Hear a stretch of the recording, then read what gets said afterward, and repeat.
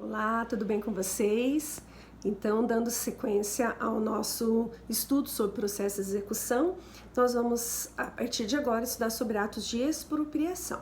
Então, a gente vem de um conteúdo onde nós começamos a estudar sobre processo executivo e a gente foi vendo que justamente a finalidade do processo de execução é a satisfação da obrigação que está consagrada naquele título, que tem que ter uma obrigação líquida, certa e exigível. Então, foi isso que nós fomos estudando, sob pena de ser nula, aquela execução, enfim, tá? Então, nós vimos dessa crescente de raciocínio.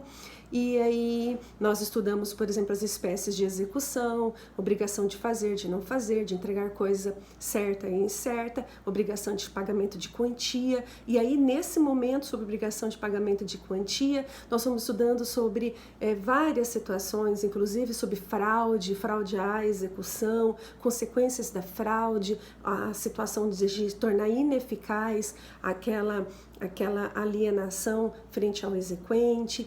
E aí nós fomos estudando também sobre penhora, empenhorabilidade de bens, onde esse bem que está sendo penhorado vai ficar depositado. Então, muitas nuances que surgem por conta da ação de execução, que tem essa finalidade que é a satisfação, tá? Então, assim, nesse sentido, agora que nós vamos partir para depois, uma vez o bem penhorado, avaliado, aí partimos agora para falar sobre expropriação, que é justamente essa retirada do patrimônio do devedor daquele bem para satisfação. Aí a gente se recorda nesse momento sobre, lá no comecinho do bimestre, do primeiro bimestre, quando nós falamos sobre execução direta e execução indireta. Então, execução direta, que justamente é sobre subrogação. Então, o Estado, ele subroga nos deveres, tá, do executado e satisfaz a obrigação frente ao exequente. Então, através do quê? De meios para tanto. Então, regra geral, através de penhora, de arresto, quando não seja encontrado o executado, mas encontrado bens, enfim. Então, assim, o Estado vai se organizar de forma tal para garantir satisfatividade. Então, ou através de subrogação, ou através, que é uma execução direta, ou através de uma execução indireta, né, através de meios de coerção, multa, prisão, no caso de alimentos, tá? Então, para garantir satisfatividade. Então, esse momento agora que nós vamos passar a estudar é justamente para compreender um pouco agora sobre esses atos de expropriação propriamente dita, tá? Então, em que consiste um ato de expropriação, tá? Então, expropriar esses bens executados corresponde a um quê?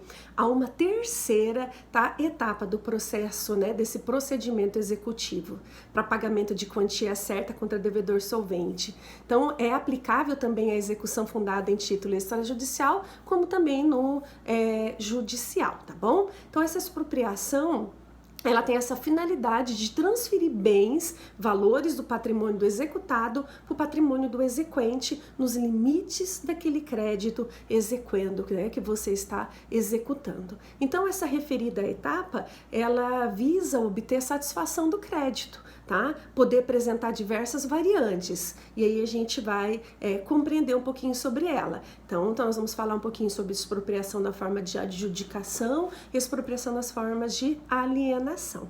Bom, então é essa a ideia agora de estudo, e aí a gente vai justamente a partir do artigo, deixa eu colocar aqui para nós,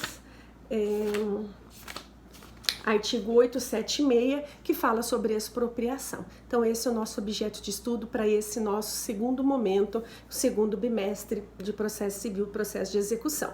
Começamos, então, falando de expropriação, adjudicação e alienação. Na sequência, nós vamos já falar sobre justamente execução contra a fazenda pública e a execução também de alimentos, e aí a gente vai ter a oportunidade de relembrar algo que nós já estudamos sobre o cumprimento de sentença, tá? Sobre essas situações lá no cumprimento de sentença, e aí nós vamos falar sobre defesa do executado, justamente os embargos à execução, e aí finalizando o processo de execução, falando sobre suspensão e extinção da execução, tá? O nosso objeto de estudo para esse começo de segundo bimestre, artigo 876 ao 925.